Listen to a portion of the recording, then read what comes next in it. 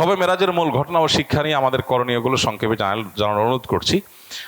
ভাই, নবী করিম সাল্লাল্লাহু আলাইহি সাল্লামের জীবনে একটা তাৎপর্যপূর্ণ ঘটনা হলো মেরাজ বা ইসরা। মেরাজ এবং ইসরা এটি নবী সাল্লাল্লাহু আলাইহি সাল্লামের জীবনের সবচেয়ে অলৌকিক ঘটনাবলীর শীর্ষে।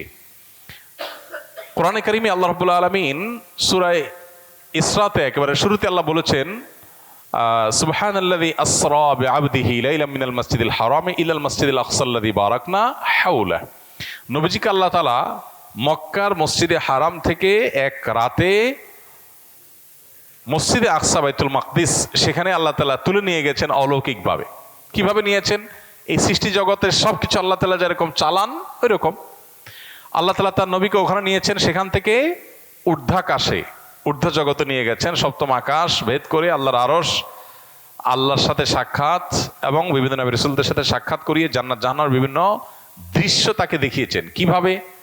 সেটা কি ডামি কোনো দৃশ্য দেখিয়েছেন, সরাসরি নিয়েছেন, আল্লাহ ভালো জানেন। আল্লাহ তাআলা সে সমস্ত দৃশ্য দেখিয়ে তাকে আবার দুনিয়াতে পাঠিয়েছেন। তার এই ঊর্ধ্বে গমন এটাকে আর রাত্রিকালীন যে ভ্রমণ, এই উভয়টাকে আমাদেরকে অ্যাজ এ ইমানদার বিশ্বাস করতে হবে। আল্লাহর কাছে অসম্ভব বলতে কোনো কিছু নাই। মুহূর্তের মধ্যে আল্লাহ তাআলা অনেক কিছু করতে পারেন, যেটা আমরা হয়তো বছরকে বছর যুগ যুগ ধরেও করতে পারবো না। এটাই তো আল্লাহ এবং আমাদের মধ্যে পার্থক্য। আল্লাহ স্রষ্টা, আমরা সৃষ্টি। অতএব মেরাজের এই ঘটনাকে আমরা একজন ইমানদার হিসাবে বিশ্বাস করতে হবে। তবে এর মধ্যে দুটা পার্ট আছে। একটা ইসরা, অর্থাৎ মসজিদে হারাম থেকে মসজিদে আকসা যাওয়া পর্যন্ত, এটা কোরআনে আছে। অতএব এটাকে অস্বীকার করলে ইমান থাকবে না। আর ওখান থেকে ঊর্ধ্বাকাশে ভ্রমণের বিষয়টা বিশুদ্ধ হাদিসে প্রমাণিত আছে। ওইটা কেউ যদি বিকৃত করে, অস্বীকার করে, ওটার ভিন্ন ব্যাখ্যা করে, তাহলে তাকে আমরা গোমরাহ বলতে পারি, কিন্তু তাকে অমুসলমান বলা যাবে না। মেরাজের সবচেয়ে বড় যে বিষয়টা সেটা হলো, মেরাজ আমাদেরকে অনেকগুলো বার্তা দিয়েছে। প্রথম কথা হলো, আল্লাহর কাছে অসম্ভব বলতে কিছু নেই। দ্বিতীয়ত, 5 ওয়াক্ত নামাজের ইবাদত আল্লাহ দেওয়ার জন্য নবীকে ডেকে নিয়ে মেরাজে সরাসরি নির্দেশ করেছেন। অন্য সব ইবাদত জিবরিলকে দিয়ে পাঠিয়েছেন। এখান থেকে বোঝা যায় নামাজের সাথে কম্পেয়ার করার মতো আরেকটা ইবাদত বা ভালো কাজ ইসলামে নাই। মুসলমানের কাছে সবচেয়ে ইম্পর্টেন্ট কাজ নামাজ, কারণ এটাকে সবচেয়ে গুরুত্বের সাথে আল্লাহ তাআলা ফরজ করে দিয়েছেন। মেরাজের অনেক বার্তা আছে। বিভিন্ন রাসূলদের সাথে সাক্ষাতে তারা বিভিন্ন নাসিহা করেছেন। মেরাজে আল্লাহ তাআলা অনেক কর্মের পরিণতি জাহান্নাম হবে সেটা নবীকে দেখিয়েছেন। সেগুলোর উপর আমাদের সতর্ক হতে হবে। জেনা, সুদ, অন্যের হক নষ্ট করা, বিভিন্ন অপরাধের শাস্তি কি হবে সেটা আল্লাহ তাআলা তাকে দেখিয়েছেন। অতএব সেগুলোর ব্যাপারে আমাদের সতর্ক থাকা, এটা আমাদের কর্তব্য। এটা হলো মেরাজের শিক্ষা। আমরা হলাম মেরাজ দিবস পালন করার উস্তাদ। সবাই বলে, হুজুর শবে মেরাজ কবে? আর ভাই, শবে মেরাজ মানে কি? মেরাজের রাত। শবে মেরাজ মানে কি? মেরাজের রাত। বলে, হুজুর এবছর মেরাজের রাত কবে? এবছর তো কারোর মেরাজ হবে না। মেরাজের রাত কোত্থেকে আসবে?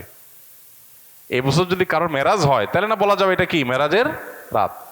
মেরাজ তো নবীজির হয়েছে 1500 বছর আগে, শেষ। আর তো কারোর মেরাজ হবে না। এখন প্রতি বছর মেরাজ হয় কিভাবে?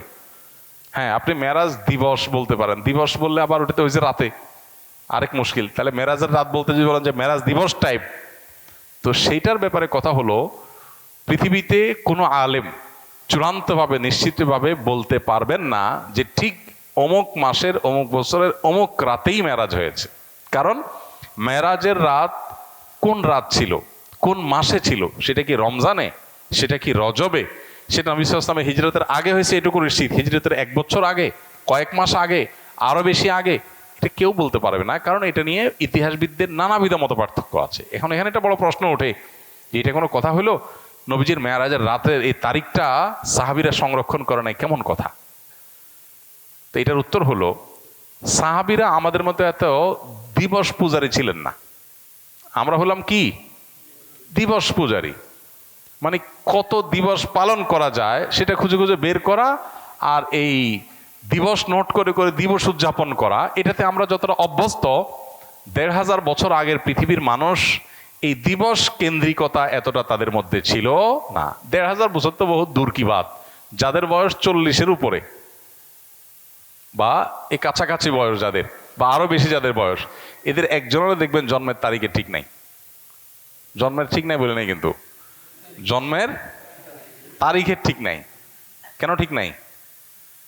কারণ এখন যেরকম মা বাপ বাচ্চা কয়টা, কয় মিনিটে, কোন দিন, কত সেকেন্ডে হয়েছে এটাও নোট করে রাখে। কারণ তার মনে অনেক শান্তি, অনেক ফুর্তি, পেটে ভাত আছে, অ্যাকাউন্টে টাকা আছে।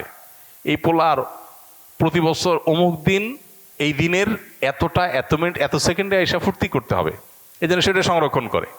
কিন্তু 40 বছর আগে বাপমার কাছে এগুলোর কোনো ভ্যালু ছিল না, এত দিবস কেন্দ্রিকতা ছিল না। তাদের কাছে বাচ্চা হয়েছে এটাই গুরুত্বপূর্ণ, নাম রাখছে এটাই গুরুত্বপূর্ণ, কোন মাসে কোন তারিখ হইতেছে জানেও না। এখানে অনেক মনে আছেন যে তার জন্মের সঠিক তারিখ সে বলতে পারবে না।